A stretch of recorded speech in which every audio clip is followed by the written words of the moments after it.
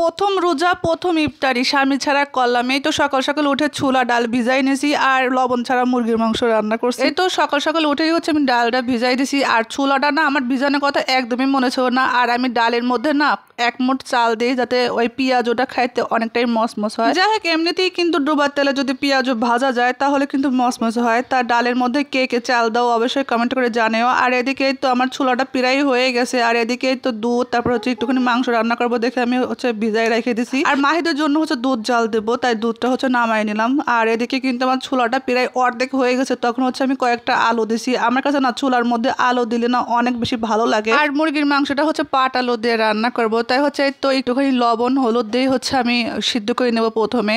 আর এইভাবে রান্না করলে না যে এটা ভিজলে থাকে ওটা আর থাকে না। এদিকে কিন্তু আমি ছোলা রান্না করার জন্য একদম মশলাটা একদম ভালো করে কষিয়ে এনেছি। আর এইখানে হচ্ছে প্রায় বেশিখানি হচ্ছে আমি রান্নাই করব যাতে এক সপ্তাহ চলে যায়। প্রতিদিন রান্না করা আসলে আমার পক্ষে সম্ভব হবে না। এমনিতেই আমি হচ্ছে বাসায় কোনো আয়োজনই করি না ইফতারির জন্য, শুধু ফলটা হচ্ছে কাটাকাটি করি ব্যাস এতটুকুই। আর সব হচ্ছে বাইরের থেকেই কিনে আনে। যেহেতু আজকে আমি একা একা ইফতারি করছি তাই আর কিছুই বানাই নেই বা হচ্ছে তৈরও করি নেই। মানে আছে না পেঁয়াজু বেগুনি এগুলো না আমি হচ্ছে ডালটা যে দেখলাম না সকালে ভিজাইছিলাম ওগুলো সব কিন্তু আমি বাইরে হচ্ছে রেখে দিয়েছি। পরে ওগুলো যখন আমি ভাজতে যাব তখন হচ্ছে মাহিদ আব্বু ফোন দিয়ে বলে যে আমি আসবো না তুমি হচ্ছে ইফতারি করে নিও। তাই আমি আমার জন্য আর তেমন কিছু বানাই নেই। আর এদিকে কিন্তু মুরগির মাংসটা আমি তেলের পর হচ্ছে ভালো করে ভাজে নেবো। আর এদিকে তো আমার হচ্ছে কয়েকটা রসুন আর হচ্ছে কাঁচামরিচ বাইটে নেওয়াও শেষ। আসলে আমি অফ ক্যামেরায় বাইটে নিয়েছি আর আমি যেটাতে ফোন রাখি সেটা ভেঙে গেছে তাই আমি হচ্ছে এক হাতে হচ্ছে কাজ করতেছি আর এক হাতে ভিডিও করছি। আর এদিকে না মুরগির মাংসের মধ্যে হচ্ছে আমি আদা রসুনের পেস্ট দিয়ে ভালো করে ভেজে নেবো। আর এদিকে তো আমি পাটালোগুলো হচ্ছে সিদ্ধ করে দিয়েছি সেটাই হচ্ছে দেখাইলাম। আর এদিকে পেঁয়াজ দিয়ে ভালো করে কষিয়ে হচ্ছে আমি যা যা লাগে মাংসের মধ্যে সব মশলা দিয়ে দেবো। আর আজকের মাংসটা রান্না করছি একদম লবণ ছাড়া। মানে আমি যখন মুরগির মাংসটা তেলের পাট দিয়ে একটুখানি লবণ দিয়ে হচ্ছে করছি ভাজেছি আর পরবর্তীতে লবণ দরকার একটু মনে ছিল না। যাই হোক রোজার মাস এরকম হবে, এই লবণ হবে তরকারিতে এই লবণ হবে না, আবার দেখা যাবে কি কতদিন লবণ দিয়েই নেই। যাই হোক আজকে মুরগির মাংসের মধ্যে না আমি কোনো বাটা কষা দেই নেই, শুধু হচ্ছে আদা রসুনের পেস্ট ছাড়া। আজকে গরম মশলা আস্তই দিছি। আমার আজকে রোজাটা এত খারাপ লাগছে কি বলবো। আর এদিকে আদা রসুনের পেস্ট না আমি একটুখানি সরিষার তেল আর হচ্ছে এই লবণ দিয়ে হচ্ছে মাখায় নর্মালে রেখে দেবো। এইভাবে রাখলে হচ্ছে গন্ধটা কয় না আর কি ভালো থাকে। আর এদিকে যে ছোলাগুলো আমি অনেকগুলো হচ্ছে সিদ্ধ করে রাখছিলাম না ওইগুলো হচ্ছে কিছুটা রেখে দিছি, এমনি রেখে দিছি, এগুলো রান্না করি নেই। এগুলো না আমি হচ্ছে যে পোলাও রান্না করার সময় কিছুটা দিয়ে রান্না করবো, খেতে কিন্তু অনেক বেশি ভালো লাগে।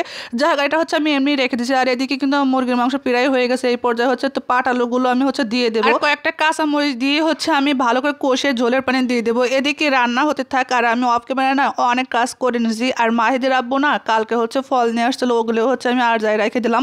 আর এর তো রোজার মাসে এটা ছাড়া তো হবেই না ইসুপুলির ভুসি, আমরা ইসুপুলির ভুসি বলে এখন আপনারা কি বলেন আমি জানি না।